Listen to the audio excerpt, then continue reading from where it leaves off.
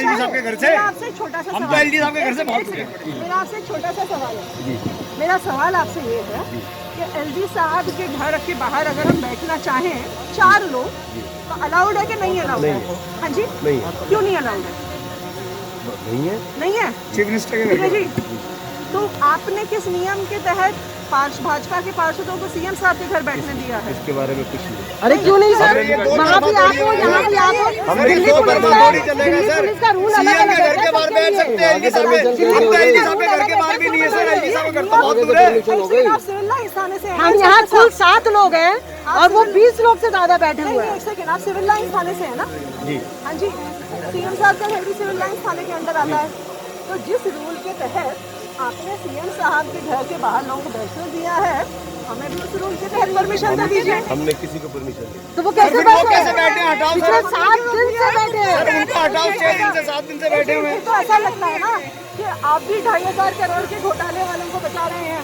हाँ जी, हम तो घोटाले की जांच के लिए मांग करने के लिए बैठे हैं, खड़े हैं यहाँ। हाँ जी, तो आप हमें बैठने दीजिए। नहीं, हम तो वेट कर रहे हैं, हम वेट कर रहे हैं।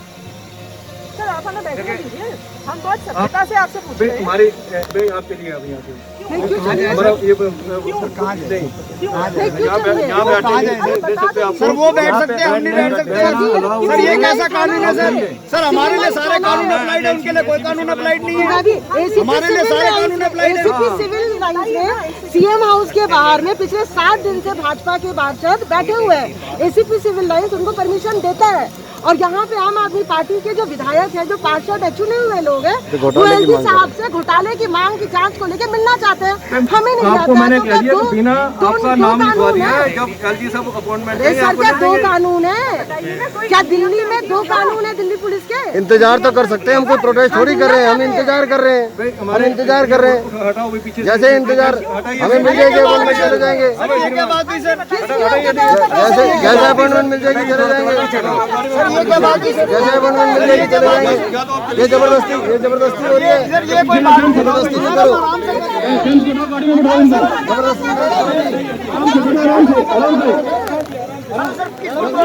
हमारे आप जबरदस्ती धक्का मुक्की नहीं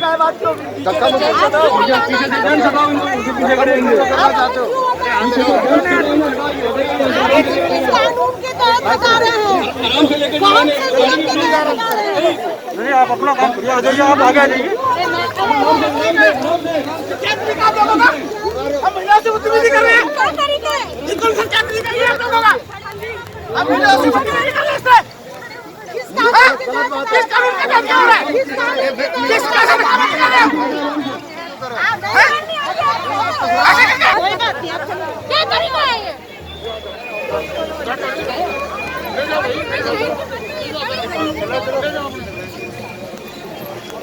किसको सपोर्ट कर रहे हो आप लोग?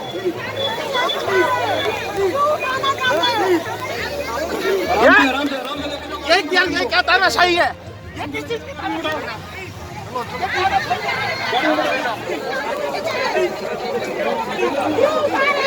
ये तो बता दीजिए, जवाब तो दे दीजिए, किस कानून के तहत? अरे 2 पैर उठाओ ना, 2 पैर उठाओ। Madam please, madam please, please चलिए madam, please please madam please, please आराम से आराम से आराम से आइए मैडम, प्लीज प्लीज आइए, प्लीज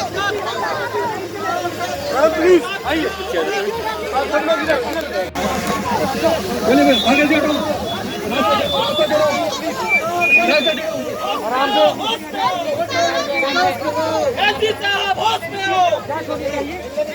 हमें मिलने का समय नहीं दिया जा रहा। लोकतंत्र में एमपी साहब मिलना नहीं चाहते। इतने बड़े घोटाले पर 2,500 करोड़ रुपए का घोटाला हुआ एमसीडी के अंदर, जनता का पैसा लुटाया जा रहा है। एमसीडी के तीनों मेयर नाटक कर रहे हैं, नोटंकी कर रहे हैं।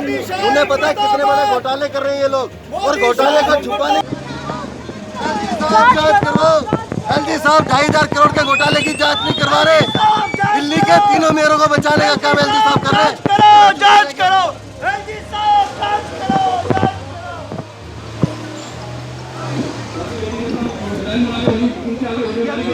आराम से देखिए, हमने कई दिनों से उपराज्यपाल जी से समय मांगा हुआ था। हम उपराज्यपाल जी से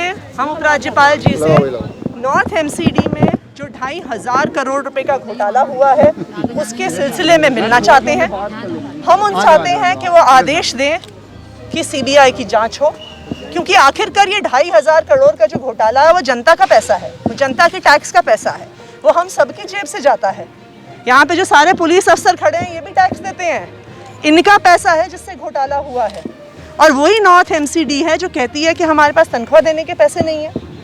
जो हिंदू राव के अस्पताल के डॉक्टर हैं जो कोरोना के काल में अपनी जान की बाजी लगाकर पेशेंट्स का ट्रीटमेंट कर रहे हैं, जो नर्सेज पेशेंट का ट्रीटमेंट कर रही हैं, जो टीचर हमारे बच्चों को कोरोना के दौरान भी पढ़ा रहे हैं, घर घर जाके सर्वे कर रहे हैं, जो सफाई कर्मचारी कोरोना के काल में हमारे घर के आसपास गली मोहल्ले को साफ रख रहे हैं, उनको तनख्वाह नहीं देते। उस पैसे का घोटाला है ये। क्योंकि नॉर्थ एमसीडी ये पैसा खा गई, आज वो इस हालात में नहीं है कि वो टीचरों को तनख्वाह दे सके, सफाई कर्मचारियों को तनख्वाह दे सके, डॉक्टरों को तनख्वाह दे सके। तो हम चाहते हैं कि एलजी साहब से हम मिलें और उनसे कहें कि इसकी सीबीआई की जांच होनी चाहिए और जो लोग इस 2,500 करोड़ के घोटाले में शामिल हैं उन पर सख्त से सख्त कार्रवाई होनी चाहिए। लेकिन दिल्ली पुलिस आप लोगों को जाने नहीं दे रही है, बैरिकेड है पूरा। ऐसा लग रहा है कि एलजी साहब हमसे मिलना नहीं चाहते हैं, क्योंकि हमने तो 5-7 लोगों के मिलने की परमिशन मांगी थी। हमने कहा था कि हमारे कुछ विधायक और हमारे कुछ पार्षद मिलना चाहते हैं, लेकिन हम 5 लोगों की मुलाकात के बदले उन्होंने 500 पुलिस अफसर यहाँ पे तैनात कर दिए हैं। तो ये तो सवाल मन में उठता ही है कि एलजी साहब किसको बचा रहे हैं। आतिश जी, परमिशन की भी बात है कि परमिशन भी नहीं है शायद। नहीं, पर हम तो मिलना चाह रहे हैं, हम तो एलजी साहब से मिलना चाहते हैं। तो एलजी साहब क्या दिल्ली के चुने हुए प्रतिनिधियों से नहीं मिलेंगे? क्या एलजी साहब विधायक को नहीं मिलेंगे? क्या एलजी साहब पहले से कोई आपने इन्फॉर्मेशन या जो एक प्रोसेस होता है वो आप लोग? हमने बिल्कुल उन्हें कई बार कॉल किया है, लेकिन एलजी साहब एक संवैधानिक अथॉरिटी हैं, कॉन्स्टिट्यूशनल अथॉरिटी हैं, दिल्ली के गार्डियन हैं जो एलजी साहब हैं। तो अगर इतना बड़ा घोटाला दिल्ली में हुआ है, 2,500 करोड़ का घोटाला हुआ है, एमसीडी के इस घोटाले ने जो दिल्ली में सबसे बड़ा इससे पिछला घोटाला माना जाता है, जो कॉमनवेल्थ गेम्स घोटाला हुआ था शीला दीक्षित जी के समय में, उसको भी आज नॉर्थ एमसीडी ने पीछे छोड़ दिया है। ये एक बहुत बड़ी चीज़ है। तो अब आतिश जी, क्या आप लोग जो दिल्ली पुलिस के सीनियर ऑफिसर्स हैं उनसे आप बात करके क्या आप मिलना चाहेंगे कि आप यार एक ज्ञापन देंगे? आप किस तरह से? तो हमने तो दिल्ली पुलिस के ऑफिसर से अभी बात हुई, डीसीपी साहब से हमारी बात हुई है। डीसीपी साहब ने कहा है कि वो मैसेज एलजी हाउस पहुंचाएंगे। हम यहाँ पे प्रदर्शन के लिए नहीं आए हैं, हम एलजी साहब से मिलने आए हैं। हम चाहते हैं कि सीबीआई जांच होनी चाहिए, पर अगर एलजी साहब हमें नहीं मिलते तो ये सवाल तो ज़रूर उठेगा कि क्यों एलजी साहब सीबीआई जांच नहीं करवाना चाहते। एलजी साहब किसको बचा रही हैं इस 2,500 करोड़ के घोटाले में? आपके 3 साथी जो जा रहे थे अमित शाह के घर पे, उन्हें डिटेन कर लिया गया पुलिस द्वारा। अब देखिए, ये भी सवाल है, अब अमित शाह जी भी किसको बचा रहे हैं? अमित शाह जी इस देश के गृह मंत्री हैं, दिल्ली में लॉ एंड ऑर्डर के लिए अमित शाह जी जिम्मेदार हैं। तो इस परिस्थिति में इतने बड़े घोटाले पे वो सीबीआई की जांच करवाने को क्यों तैयार नहीं है? लेकिन ये 2,500 करोड़ का घोटाला होने की वजह से एक भी पैसा टीचरों को, डॉक्टरों को, नर्सों को, सफाई कर्मचारियों को नहीं गया। ये वो डॉक्टर हैं जिन्होंने कोरोना काल में अपनी जान की बाजी लगा के पेशेंट्स का इलाज किया। अच्छा, पुलिस अफसर तैनात कर दिए। हमारे कई साथी जो अमित शाह जी से मिलने जा रहे थे, उनको उनके घर के बाहर ही डिटेन कर दिया। मुर्दाबाद मुर्दाबाद, मोदी शाह हो बर्बाद, मोदी शाह मुर्दाबाद, मोदी शाह मुर्दाबाद, मोदी शाह मुर्दाबाद, मोदी शाह मुर्दाबाद, मोदी शाह मुर्दाबाद, मोदी शाह हो बर्बाद। घोटाले वालों को अंदर करो, अंदर करो भाई, हेलो। घोटाले वालों को गिरफ्तार करो, गिरफ्तार करो, गिरफ्तार करो। घोटाले वालों को गिरफ्तार करो, गिरफ्तार करो, गिरफ्तार करो। चोरों को गिरफ्तार करो, गिरफ्तार करो, गिरफ्तार करो। एनसीबी के घोटालों की जांच करो, जांच करो, जांच करो। एनसीबी के घोटालों की जांच करो, जांच करो, जांच करो। एनसीबी के घोटालों की जांच करो, जांच करो, जांच करो। एनसीबी में घोटालों की जांच करो, जांच करो, जांच करो। 2,500 करोड़ के घोटालों की जांच करो, जांच करो, जांच करो। 2,500 करोड़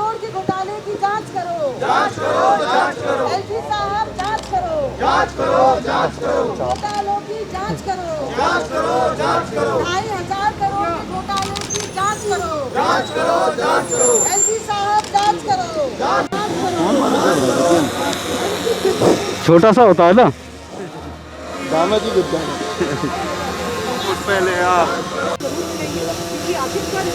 क्या लगता है कि जितनी पुलिस यहाँ पे तैनात है तो आगे जाने दिया जाएगा आपको? आप खुद देख रहे हैं कि हम लोग सिर्फ 5 जनता के चुने हुए प्रतिनिधि विधायक और पार्षद एलजी साहब से यहाँ मिलने आए हैं। और क्यों मिलने आए? क्योंकि नॉर्थ हेम्पशायर में 2500 करोड़ का एक सबसे बड़ा घोटाला जो दिल्ली के इतिहास का है, 2500 करोड़ का घोटाला नॉर्थ हेम्पशायर में हुआ है। हम एलजी साहब से मिलकर मांग करना चाहते हैं उसकी सीबीआई जांच हो, निष्पक्ष जांच हो, जो भी दोषी है उनको जेल भेजा जाए। लेकिन आप देखिए सिर्फ 5 आदमियों हम मिलने आए, इन्होंने 500 पुलिस ऑफिसर खड़े कर दिए। ये अपने आप में दिखाता है कि एलजी से आप किसको बचाना चाह रहे हैं, एलजी साहब क्यों डरे हुए हैं, क्या चीज़ है जो छुपाना चाहते हैं, जो बड़ा दुर्भाग्यपूर्ण है। तो लगता है जिस तरह से अभी आप बात करने आए खाली विचार पे, मतलब कि जो विचार था बस आप उनके सामने प्रकट करना चाहते हैं, पर ये कहीं ना कहीं प्रदर्शन में बदल जाएगा।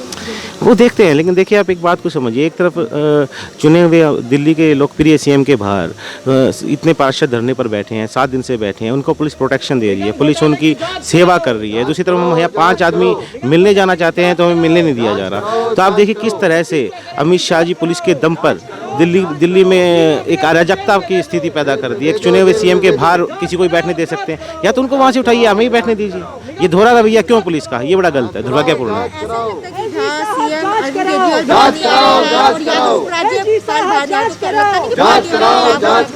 नहीं देखिए, हम जो भी तथ्य के आधार पर हमारे पास तथ्य हैं, हमारे पास सबूत है इस घोटाले के, हम वो लेकर आए हैं कि आप जांच कीजिए। वो तो हम बिना बात बेवजह एक जनता का ध्यान भटकाने के लिए मेरे वहाँ पर बैठे हैं, उसका कोई औचित्य नहीं।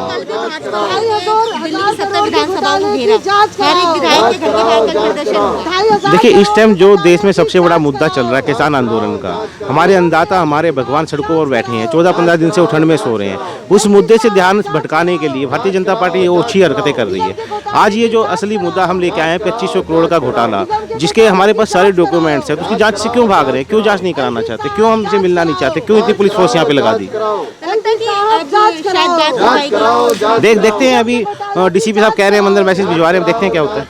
सीबीआई 2,500 करोड़ के घोटाले की जांच कराओ एलजी साहब जांच कराओ एलजी साहब जांच कराओ सीबीआई से जांच कराओ सीबीआई से जांच कराओ निगम के घोटालों की जांच कराओ निगम के घोटालों की जांच कराओ एलजी साहब जांच कराओ एलजी साहब जांच कराओ 2,500 करोड़ के घोटाले की जांच कराओ 2,500 करोड़ के घोटाले की जांच कराओ